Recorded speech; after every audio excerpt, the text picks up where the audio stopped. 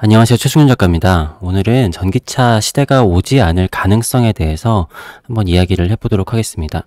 물론 제가 하는 얘기가 당연히 틀릴 수도 있고, 세세한 팩트 같은 것들은 조금씩은 틀릴 수도 있어요. 중요한 거는 제가 알고 있는 정보 내에서 제가 그거를 해석을 하는 과정이라고 생각을 합니다. 자, 일단 이 전기차 시대에 대한 것들이 굉장히 복잡합니다. 그래서 이거를 제가 굉장히 다양한 측면을 전부 다 설명을 드려야 되기 때문에 일단은 맨 처음에 제가 바라보는 아주 단순한 큰 맥락에서 보도록 할게요. 자, 큰 맥락은 이렇습니다. 전기차 시대가 온다라고 하면은 중국의 이득. 요게 사실은 가장 중요한 측면이라고 생각합니다. 이러한 가장 큰 줄기를 이해를 하시고 그 다음에 이해를 하시면 될 것 같습니다. 자, 일단 미국에서 전기차 보조금이 탈중국을 선언을 했습니다. 다들 아실 텐데 미국에서 생산한 전기차가 아니면은 보조금을 주지 않기로 했고, 그리고 미국에서 완제품 조립만 하는 게 아니라 중국산 부품이 어느 정도 들어가 있으면은 그것도 제외시키기로 발표를 했습니다. 근데 이거를 과연 지킬 수 있는지도 사실은 의문점이기는 하죠. 왜냐면은 일단 테슬라 중국 공장이 있죠. 그리고 크게 보면은 애플, 아이폰 같은 것도 중국에서 만드는 비중이 아주 높습니다. 사실 전 세계에서 사실 중국이 지금 없으면은 돌아가지 않을 정도로, 게다가 미국이 성장을 하면서 저물가를 유지할 수 있었던 이유는 중국의 굉장히 효율성 높은 그런 산업 구조 때문에 가능했었던 일인데, 이번에 러시아 전쟁이 터지게 되면서 러시아가 유럽에 그 천연가스의 패권을 쥐고 있다 보니까 그걸로 세상을 흔들어 버렸잖아요. 그러니까 어떻게 보면은 미국이 얘기하는 것처럼 이대로 계속 중국에 매달려 있으면은 중국이 나중에 전 세계를 흔들게 될 때 대처가 없다. 지금이라도 빨리 탈중국을 해야만 한다. 라고 얘기를 하고 있긴 하지만 현실적으로 굉장히 어려운 일들이 많이 있습니다. 자, 일단 중국은 최대 생산국이자 최대 소비국인데요. 그런데 중국을 빼고 지금 전 세계 경제가 돌아간다라고 하면은 정말 엄청나게 어려운 일들이 많이 있을 텐데, 사람들이 동남아나 인도 아니면은 예전에 그냥 남미나 여러 가지 다른 나라로 가면 되지 않겠느냐라는 얘기를 하기도 하지만, 사실은 중국하고 비교가 안 되는 게 중국이 사회주의 국가여서 안 좋은 점들도 있지만 사실은 강력한 중앙 집권 체제이기 때문에 어디다가 뭐를 만들어야지. 그럼 거기다가 야, 그 산업시설 전부 다 만들어. 그리고 밀어붙여. 그리고 뭐 목표를 이렇게 달성해. 이렇게 된 게 나라 중앙에서 약간은 조금 분쟁이 있다고 하더라도 내가 오더를 주는 입장에서는 어떻게든 가격이랑 뭔가를 맞춰 온단 말이죠. 그래서 혹시 뭔가 산업을 만들기 위해서는 완성차 공장이 있다. 그럼 옆에 부품 공장이 있고 그 옆에 부품 공장이 있고 그게 다 가까운 곳에 있어야 되는데, 사실 지금 중국 말고는 그런 거를 갖추고 있는 데가 사실은 지금은 없는 거나 마찬가지죠. 왜냐면 그게 효율적이었었으니까. 중국에다가 그렇게 싸게 그렇게 대량으로 만들 수 있는 거는 중국밖에 없으니까 거기서 가져오는 거예요. 그에 비해서 동남아는 너무 작고, 그리고 너무 점조직 형식으로 되어 있고, 그리고 인도가 강력하게 그 13억 인구를 통제할 수 있을 거라고 기대하는 거는 사실은 좀 어려운 일인 것 같습니다. 제가 어떤 사회주의를 좋다고 얘기하거나 그러는 게 아니에요. 근데 그런 입장에서는 지금까지 중국이 역할을 해왔었는데, 자, 또 미국에서 일자리 창출이라는 목표도 있는 거죠. 자, 지금 미국의 고용률이 굉장히 높아 보이기는 하지만 최근에 여러 가지 기사들을 보면은 미국에서 그 좀 좋은 기업들 있잖아요. 좋은 기업들에서는 해고가 굉장히 많이 이루어졌었어요. 예를 들어서 테슬라 같은 경우에도 AI를 만들거나 그런 팀들이 우리나라도 그렇지만 한창 코딩이라든가 프로그래머들이 굉장히 많이 필요했었잖아요. 막상 들어가 보면은 뭐 잡일이나 단순 노동에 가까운 코딩 작업이라고 하더라도 사람들이 많이 필요했었는데 그 기술들이 굉장히 높아져 가지고 인제는 그런 프로그래밍 작업들도 AI가 대체할 수 있는 것들이 굉장히 많아졌다란 말이죠. 그리고 사람들도 애초에 그거를 기대를 하고 시작을 한 거고요. 그리고 제가 말씀드렸지만 전기차 고밸류의 원천은 제가 봤을 때 인건비 절약입니다. 그러니까 현대에 있는 기업들의 가장 큰 목표는 인건비 절약이라고 하면은 비용이 축소되고 이익이 극대화되는 거예요. 근데 제일 중요한 거는 어떻게 하면은 인건비를 줄일까가 가장 큰 과제인 거죠. 그러니까 사람들 요즘에 시대가 올라가면서 임금은 당연히 올려줘야 돼요. 그리고 사람들한테 처우도 개선을 해줘야 되고 복지도 해줘야 되고 기업들이 직원들한테 해줘야 될 게 되게 많습니다. 그러면은 많은 사람들을 뽑아가지고 이 사람들을 막 굴리는 게 아니라 최대한 고급 인력을 써가지고 적은 인원으로 극대화하는 효율을 내는 게 거의 모든 기업들의 목표고 그런 기업들이 높은 가치를 받아왔죠. 근데 전기차라는 거는 그냥 뭐 쉽게 보면은 내연기관보다 전기차가 직원이나 사람이 필요한 게 3배나 더 많다라는 거죠. 사실은 더 줄일 수도 있을지도 몰라요. 그리고 더 줄이는 거를 목표로 하고 있고 물론 뭐 BYD 같은 전기차 기업은 자기네들 기술력이 많지 않다 보니까 점점점 고용 인원을 늘리고 있고 뭐 인해 전술로 지금 밀어붙이고 하고 있기는 하지만 고도화가 되고 하면은 지금 우리나라도 전기차 생산이 되고 그리고 미국으로 공장을 이전하고 하면은 우리나라에 자동차 만들 인력들이 더 이상 많이 필요하지가 않은 거예요. 전기차로 넘어가면서도 제일 큰 노사 갈등이 사실은 그거였거든요. 그래서 미국 대통령이 미국의 일자리를 만들기 위해서 야, 앞으로 전부 다 미국에 와서 지어 라고 하면은 일단은 지금도 비싼 전기차의 그 인건비에 미국 사람들은 또 전 세계에서 임금이 가장 높은 곳이잖아요. 중국 사람들보다 훨씬 비싼데 그러면은 부품도 탈중국, 만드는 것도 미국 사람들이 만들게 되면은 비용이 엄청 올라갑니다. 고비용. 비용이 엄청 올라가기 때문에 그러면은 기업들에서는 어떻게 할까요? 기업에서는 고용을 최소화하면서 이거를 효율적으로 굴려야겠죠. 옛날에 생각하던 것처럼 아, 자동차 공장을 하나 지으면은 거기서 인력이 이만큼 필요하더라. 뭐 옛날에는 도시 하나 그 정도를 먹여 살릴 수 있을 정도였었는데 기업들에서 그런 식으로 돌리면은 주가는 폭락하고 예, 망하게 되겠죠. 미국의 공장을 올리는 대신 진짜로 우수한 인력을 뽑고 인원을 최소화해야 될 겁니다. 미국의 그 센 인건비와 그런 것들을 감당하기가 어려울 거예요. 그래서 실제로 미국에다가 자동차 공장이나 뭐 이런 거를 만든다고 하더라도 기대하는 것처럼 좋은 일자리 창출의 증가가 사실은 좀 어려울 겁니다. 자, 그리고 저는 한 가지 더 미국의 전기차 보조금이 효과가 있을까라는 사실은 의문도 있습니다. 자, 왜냐면은 지금 뭐 미국에서 보조금을 지급하면 1,000만 원을 준다고 하죠. 아직까지는 전기차가 많은 수가 아니기 때문에 보조금 1,000만 원 주는 가능할 거예요. 그렇지만 우리가 잊지 말아야 될 거는 보조금은 갈수록 줄어들 수밖에 없음입니다. 자, 우리나라도 전기차 처음 생겼을 때보다 보조금이 점점 좀 줄어들고 있죠. 보조금을 준다라는 거는 징벌을 할 것이냐 아니면은 당근을 줄 것이냐에서 아직까지는 내연기관이 줄을 이루고 있기 때문에 전기차 쪽으로 조금 더 유도하는 거예요. 나중에는 우리가 노후 경유차에 벌금을 매기듯이 오히려 전기차 시대가 온다고 하면 전기차로 바꾸지 않으면은 벌금을 주는 방향으로 할 겁니다. 자, 그리고 전기 조금도 줄어듦.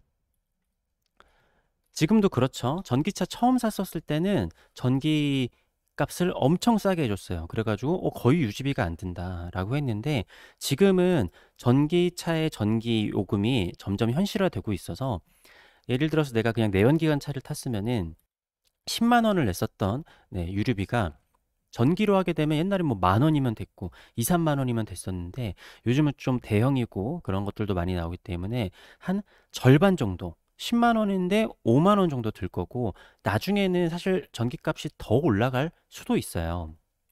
그러니까 애초에 전기차를 사람들이 다 사게 되고 뭐 선택지가 전기차밖에 없는데 굳이 보조금을 줄 필요가 없는 거죠. 나중에는 전기차를 안 사면은 전기차로 안 바꾸면은 노후 어 그냥 내연기관 차를 타고 다닌다. 벌금을 매기면 되는 일이에요.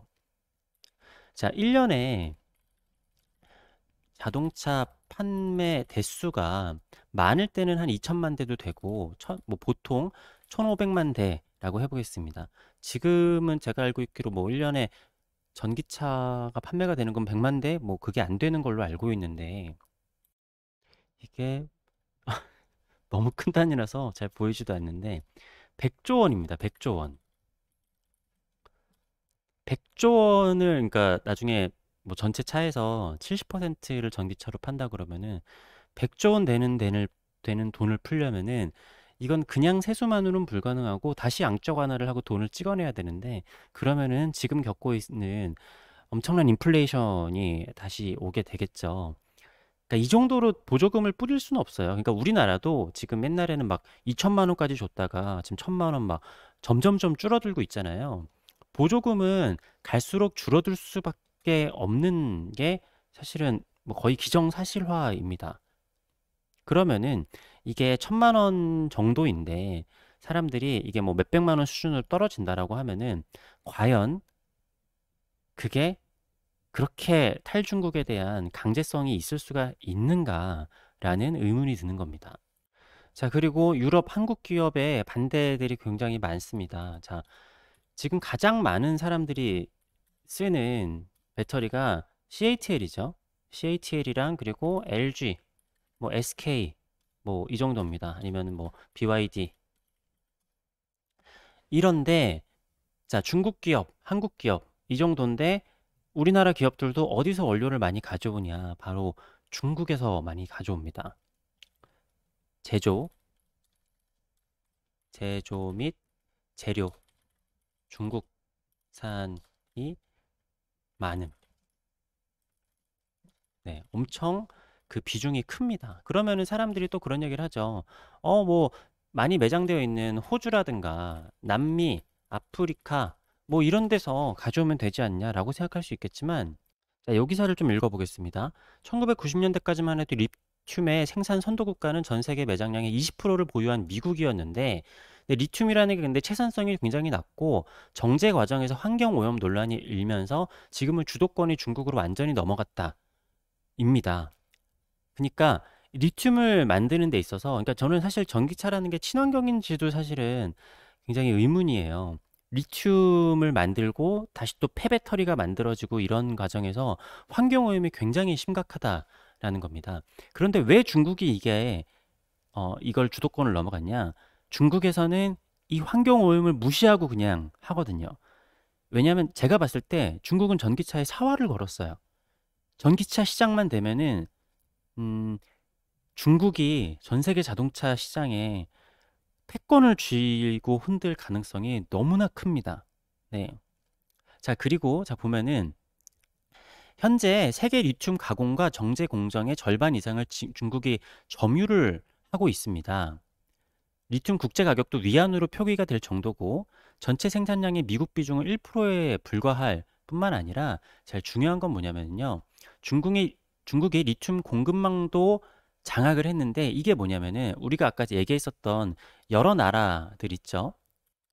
자, 중국은 더 많은 원료를 확보하기 위해서 남미와 아프리카 지역 채굴 회사들을 인수하는 전략을 구사해서 2000년대 중반부터 뭐 해서 여러 가지 뭐 짐바브웨 리튬 강산이나 아니면은 또 중국 기업이 아르헨티나 그리고 어 뭐 여러 가지 제가 지금 요 기사뿐만 아니라 다른 데 것도 있는데 전 세계에 있는 리튬 광산 자체를 중국이 가장 많이 선점을 했어요. 네. 이거를 자기네들이 전기차에 대한 모든 인프라를 장악해야 된다라는 걸 옛날부터 작업을 하고 있었던 거죠. 그래서 사실 미국의 제재가 좀 많이 늦었어요. 자, 그나마 우리나라는 조금 뒤늦게 뭐 다른 나라에 있는 리튬 광산이나 이런 것들을 좀 하고 있기는 하지만 그래도 중국에 비하면은 굉장히 어, 부족하죠. 그리고 또 한 가지는 뭐냐면은 사람들이 이 리튬도 많이 하고 효율성이 높아지고 하면은 배터리 가격도 낮아지고 리튬의 가격도 막 낮아지고 그럴 거라고 생각을 했어요. 근데 리튬이 생각보다 채산성이 굉장히 낮고 환경오염은 또 굉장히 심하고 그래서 몇 년 사이에 이런 배터리를 만드는 데 있어서의 가격이 떨어진 게 아니라 리튬의 가격이나 여러 가지 원자재 가격들이 폭등하고 있어요. 생각보다 이게 많이 안 캐지는 거예요. 그래서 전 세계 차들을 전기차로 바꾸려면은 리튬을 지금보다 훨씬 더 많이 채굴을 해야 되는데 과연 그것 자체가 가능할까에도 사실은 의문이 좀 드는 거죠. 그러니까 지금 환경을 지키자고 전기차를 만들어내는데 전기차를 만들어내기 위해서 리튬을 이렇게 채굴하면서 환경 오염을 시킨다는 건 사실 말이 안 되는 거잖아요. 자, 그리고 또 중요한 게 내연 기관 기술 그리고 전기차 기술이 있는데 내연 기관으로 쭉 갔다라고 하면은 중국이 향후 몇십 년 동안은 뭐 BMW, 벤츠, 그러니까 독일, 일본, 미국, 한국의 기술을 내연 따라잡기 힘듭니다. 네. 그 뭐 굉장히 오랜 노하우나 기술력이나 막 이런 것들을 중국 차가 따라잡을 수 없고 그거는 다 인정을 할 거예요. 물론 뭐 기대도 했었죠. 우리나라처럼 빨리 따라잡을 거라고. 하지만 전기차에서는 얘기가 많이 다릅니다. 전기차에서는 사실 성능이나 그런 게 크게 엄청나게 차이가 나지도 않고 기술력이 엄청나게 필요한 것도 아니고 뭐 그리고 자율주행 같은 경우에도 완전 100% 자율주행이 나오기 전까지는 사실은 뭐 테슬라 자율주행이나 뭐 중국차 타보진 않았지만 그냥 뭐 현대기아차는 사실 그렇게 크게 다른 건 없어요. 어차피 핸들을 떼면은 불법인 상황에서 핸들에 손을 떼면 안 되는 거잖아요. 그렇기 때문에 사실은 큰 차이가 없고 그리고 요즘 뭐 넘사벽으로 생각했었던 벤츠나 BMW의 전기차가 과연 이제 뭐 몇 배나 더 비쌀 이유가 있나 전기차 시대로 오면은 그런데 어떻게 보면 그냥 디자인만 잘하고 하면은 뭐 별 문제가 없는 거죠. 뭐 고급차는 그런 데에서 계속 된다라고 하더라도 값싼 전기차를 중국이 폭발적으로 만들어내게 되면은 그거를 과연 감당할 수 있을까? 사람들이 사지 않을 수 있을까? 에이, 안 사지. 라고 얘기하실 수 없는 게 몇십 년 전만 하더라도 중국 제품 많이 안 썼는데 지금은 꽤나 고가의 제품들도 중국 제품을 우리가 많이 쓰고 있어요. 어떻게 보면 로봇 청소기 같은 경우에도 사람들이 지금 제일 비싸지만 많이 사는 게 또 중국산 중에 하나입니다. 가격도 좋고 품질도 좋은데 안 살 수는 없잖아요. 사람들은 자기 개인의 이익에 따라서 움직이기 때문에. 그리고 미국이 그 전기차 보조금을 국내 생산하는 거에만 준다고 했는데 그러면 중국이 또 거기에다가 보조금을 뿌리지 않을까? 자기네들은 애초에 보조금으로 돌아가고 있는 나라잖아요. 자국의 공장들에 돈을 무제한으로 퍼주고 있잖아요. 내가 근데 전기차를 살리려고 지금 눈에 불을 켜고 있는데 그럼 맞불을 또 놓겠죠. 더 좋은 가격으로. 자, 이렇기 때문에 전기차로 넘어가게 되면은 시대에는 중국 차의 경쟁력이 급등합니다. 네. 기술력 차이도 크게 그러니까 아니라고 볼 수도 있겠지만 일단 전기차는 배터리가 밑에 깔려 있고 그리고 앞에 그릴도 막을 수 있기 때문에 웬만하면은 무게중심이 밑에 있어가지고 주행 안정성이 전기차는 좋을 수밖에 없어요. 그리고 모터도 뭐 이렇게 웬만한 전기차들은 다 경쾌하게 나가게 되거든요. 근데 중국 차들이 디자인이 문제성이 좀 있을 수는 있겠지만 실제로 우리나라에 출시되는 게 아니라 중국에 있는 차라든가 아니면 중국이 인수한 자동차 업체들도 많이 있기 때문에 그런 데들에서 뭐 예를 들어 폴스타 같은 경우에도 중국에서 만들고 있잖아요.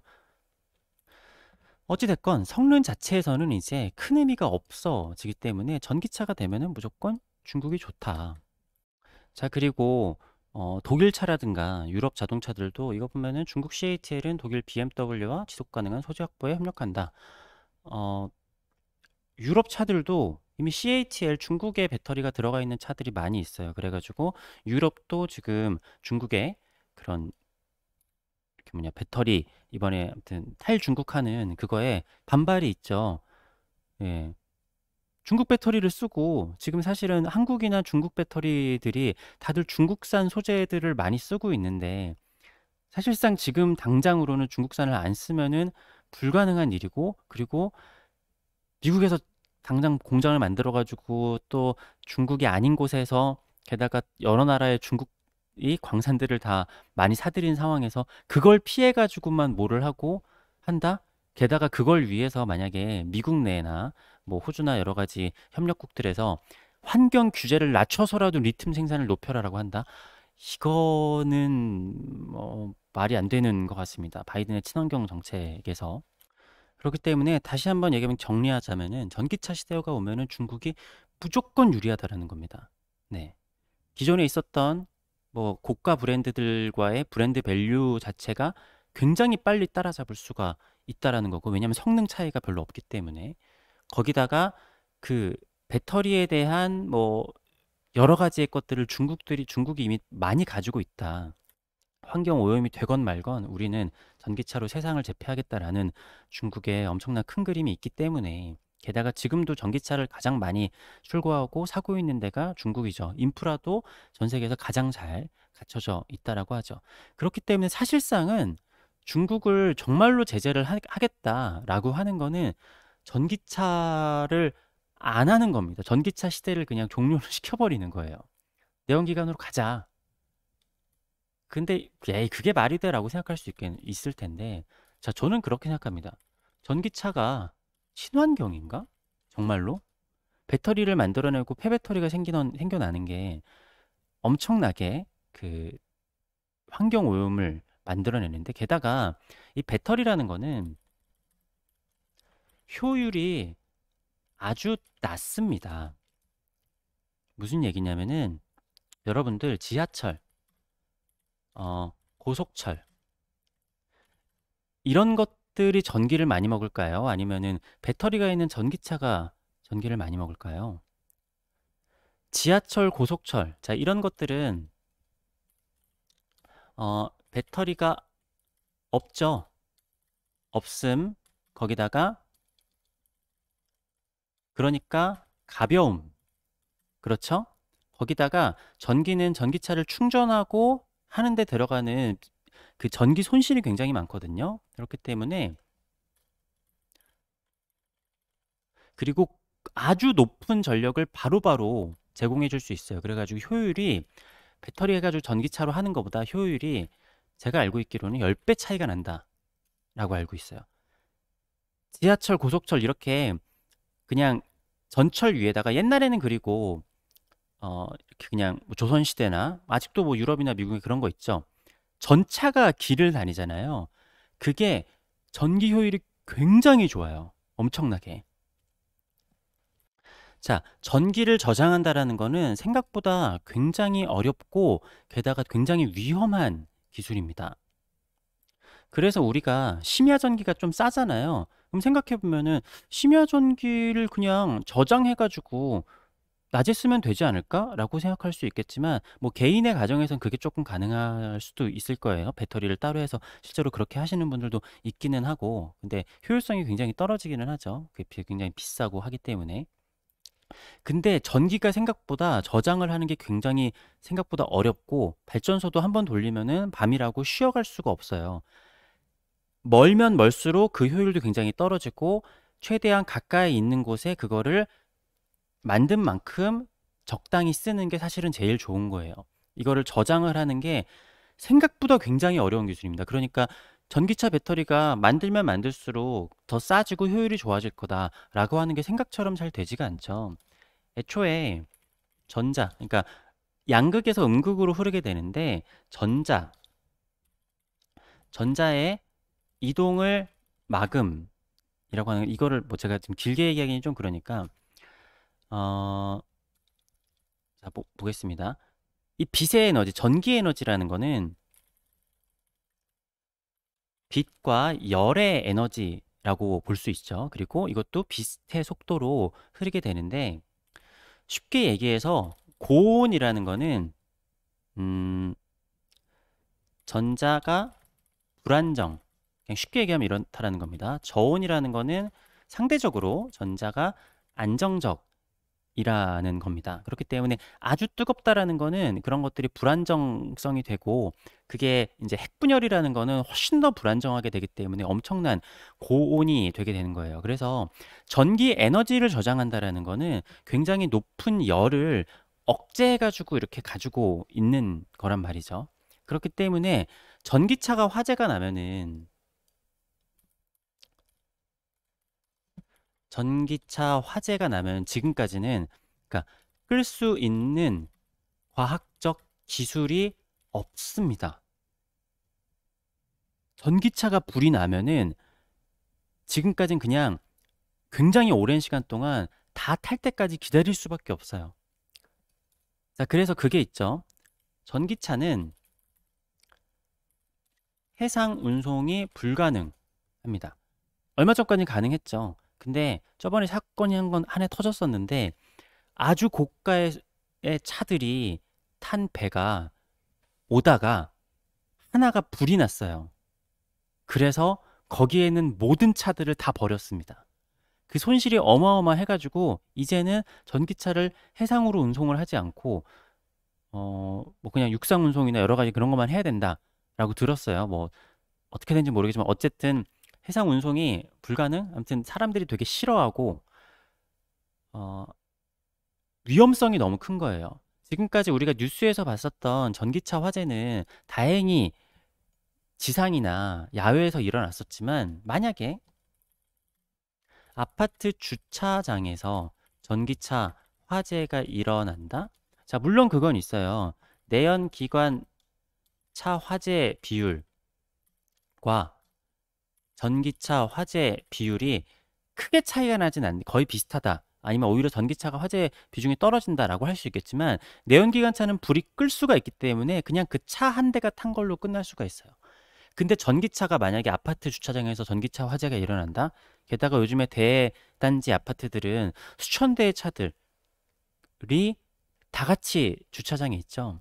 그러면은 단 한 대의 전기차 화재로 수천억, 수백억의 손실이 일어날 수 있습니다.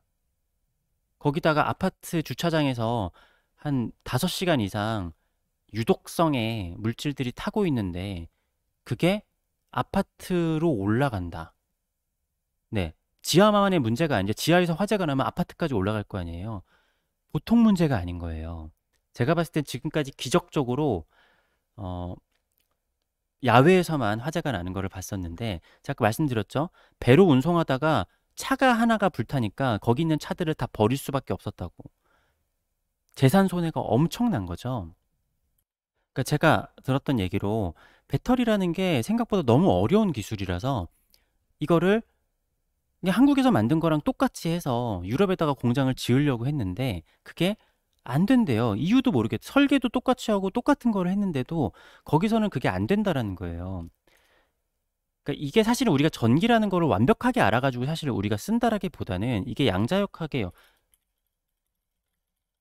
양자역학의 영역인데, 그러니까 애초에 전기를 쓰는 거는 이렇게 하니까 전기가 되네 인 거죠. 그러니까 전기라는 거 완전히 파악하고 우리가 그거를 자유자재로 썼다라기보다 이런 식으로 하니까 전기를 우리가 통제를 할 수가 있네, 그리고 조금 더 이렇게 하면 효율성이 있네, 요 정도인 거지 이거를 어떻게 하면 우리가 완벽하게 제어할 수 있나 라는 거는 아직까지 모른다라는 거죠.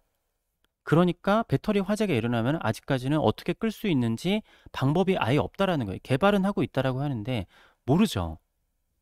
자, 그렇기 때문에 전기차가 과연 친환경인가? 안전한가? 여러분, 진짜 친환경은 뭐냐면요. 대중교통입니다.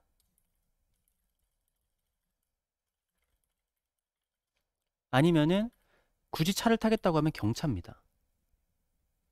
네. 경차 하이브리드 막 연비 30km 이런 거 나오면은요. 제가 봤을 때, 제 차는 고급류 넣어가지고 연비가 한 6km, 7km 나오거든요. 효율이 5배가 좋은 거죠. 5배, 막 이렇게 좋은 거잖아요.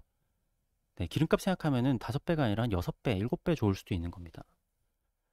진짜 친환경은, 물론 전기로 하는 게 내연기관을 하는 것보다 효율적이라고 볼 수도 있을 텐데, 그게 막 10배 이상 효율이 좋다? 그런 건 아닌 것 같거든요. 진짜 친환경은 대중교통 경차인 거고, 아니면은 전차, 네, 이런 거예요. 근데 자동차, 전기차 트렌드는 뭐죠? 대형 SUV, 전비 극악. 진짜 친환경을 한다 그러면은 자동차 회사들한테 너네 경차만 만들어라. 필요 이상의 크고 무거운 차 만들지 말아라. 하는 게 맞아요. 제가 봤을 때 물론 제가 초대형 SUV를 끌고 있는 사람으로서 좀 그렇긴 한데, 대형 SUV를 끌는 것 자체가 제일 문제예요. 네. 사람들 강제로 대중교통 하게 하고, 경차만 사게 하고, 네. 대형 SUV 때리면은, 네, 벌금 엄청나게 물리고, 이게 진짜 친환경이지, 전기차로 가는 건 친환경은 아니, 그러니까 산업을 없앨 수가 없으니까 이렇게 하는 건데, 네. 전기차에 이런 문제가 있네. 물론 전기차를 한번 하면 좋아요.